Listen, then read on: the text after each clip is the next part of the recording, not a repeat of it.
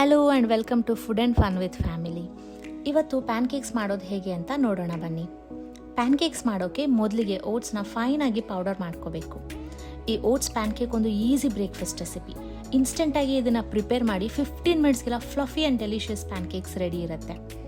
Oats grind ಮಾಡಿದ್ಮೇಲೆ ಒಂದು ಬನಾನಾನ peel ಮಾಡಿ ಮ್ಯಾಶ್ ಮಾಡ್ಕೋಬೇಕು.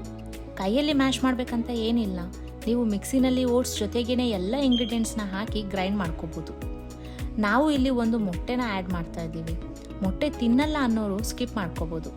ಮೊಟ್ಟೆನ ಆ್ಯಡ್ ಮಾಡೋದ್ರಿಂದ ಪ್ಯಾನ್ಕೇಕ್ಸ್ ಮೋರ್ ನ್ಯೂಟ್ರಿಷಿಯಸ್ ಆಗಿರುತ್ತೆ ಆ್ಯಂಡ್ ಒಂದು ಲೈಟ್ ಟೆಕ್ಸ್ಚರ್ ಬರುತ್ತೆ. ಮೊಟ್ಟೆನ ಬೀಟ್ ಮಾಡಿದ್ಮೇಲೆ ಅದಕ್ಕೆ ರುಚಿಗೆ ಬೇಕಾದಷ್ಟು ಉಪ್ಪು ಮತ್ತು ಓಟ್ಸ್ ಪೌಡರ್ನ ಸೇರಿಸಿ ಮಿಕ್ಸ್ ಮಾಡ್ಕೋಬೇಕು.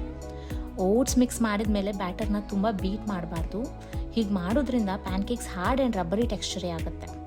ಕನ್ಸಿಸ್ಟೆನ್ಸಿ ಚೆಕ್ ಮಾಡ್ಕೊಳ್ಳಿ. ಬ್ಯಾಟರ್ ತುಂಬ ತೆಳು ಆದರೆ ಪ್ಯಾನ್ಕೇಕ್ಸ್ ಫ್ಲಫಿಯಾಗಿ ಬರೋದಿಲ್ಲ. ತುಂಬ ಗಟ್ಟಿ ಅನಿಸಿದ್ರೆ ಸ್ವಲ್ಪ ಹಾಲು ಸೇರಿಸ್ಕೊಳ್ಳಿ.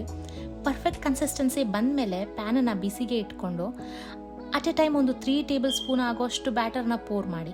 ಸ್ಪ್ರೆಡ್ ಮಾಡೋಕ್ಕೆ ಹೋಗಬೇಡಿ, ಹಾಗೆ ಮೀಡಿಯಮ್ ಹೀಟ್ನಲ್ಲೇ ಕುಕ್ ಆಗಲಿ. ಫಸ್ಟ್ ಸೈಡ್ ಅರೌಂಡ್ 3 ಮಿನಿಟ್ಸ್ಗೆಲ್ಲ ಪ್ಯಾನ್ಕೇಕ್ಸ್ ಮೇಲೆ ಬಬಲ್ಸ್ ಫಾರ್ಮ್ ಆಗುತ್ತೆ. ಆವಾಗ ಪ್ಯಾನ್ಕೇಕ್ಸ್ನ ಫ್ಲಿಪ್ ಮಾಡ್ಕೋಬೇಕು. ಸೆಕೆಂಡ್ ಸೈಡ್ನ 1 to 2 ಮಿನಿಟ್ಸ್ ಕುಕ್ ಮಾಡಿಕೊಂಡ್ರೆ ಸಾಕು. ಈ ಸೈಜಿಂದು 4 to 5 ಪ್ಯಾನ್ಕೇಕ್ಸ್ ರೆಡಿ ಆಗುತ್ತೆ. ಪ್ಯಾನ್ಕೇಕ್ಸ್ ಮೇಲೆ ಇಷ್ಟದ ಫ್ರೂಟ್ಸ್ ಟಾಪಿಂಗ್ ಮಾಡ್ಕೋಬೋದು. ಆದರೆ ನಾನಿಲ್ಲಿ ಏನು ಮಾಡಿದ್ದೀನಿ, ನನ್ನ ಮಗನಿಗೆ ಬೆರೀಸ್ ತಿನ್ನೋದಿಲ್ಲ, ಅದಕ್ಕೆ ನಾನು ಅದನ್ನೇ ಡಿಫ್ರೆಂಟ್ ಅಪ್ರೋಚ್ ಆಗಿ ಮೇಲೆ ಟಾಪಿಂಗ್ ಮಾಡಿದ್ದೀನಿ. ಫುಲ್ ತಿಂದಿಲ್ಲ ಅಂದರೂ ಟ್ರೈ ಮಾಡ್ತಾರಲ್ವಾ, ಅದಕ್ಕೋಸ್ಕರ. ಫೈನಲ್ ಆಗಿ ಅದ್ರ ಮೇಲೆ ಸ್ವಲ್ಪ ಹನಿ ಡ್ರಿಸಲ್ ಮಾಡಿ ಯಮ್ಮಿ ಪ್ಯಾನ್ಕೇಕ್ಸ್ ರೆಡಿ. ಇದನ್ನು breakfast, lunch or evening snack ಆಗಿ ಕೂಡ ಮಕ್ಕಳಿಗೆ ಕೊಡ್ಬೋದು. ದೊಡ್ಡೋರು ಕೂಡ ತುಂಬ ಇಷ್ಟಪಟ್ಟು ತಿಂತಾರೆ ಈ ಪ್ಯಾನ್ಕೇಕ್ಸ್ನ. ನೀವು ಮನೇಲಿ ಟ್ರೈ ಮಾಡಿ, ವೇರಿಯೇಷನ್ಸ್ ಏನಾದರೂ ಇದ್ದರೆ ಮೆನ್ಷನ್ ಮಾಡಿ. ಹಾಗೆ ಹೇಗಿತ್ತು ಅಂತ ಕಮೆಂಟ್ಸ್ನಲ್ಲಿ ತಿಳಿಸಿ. ಈ ರೆಸಿಪಿ ಇಷ್ಟ ಆದರೆ ಲೈಕ್ ಮಾಡಿ, ಮತ್ತಷ್ಟು ರೆಸಿಪಿಗೆ ಸಬ್ಸ್ಕ್ರೈಬ್ ಮಾಡೋದು ಮರಿಬೇಡಿ.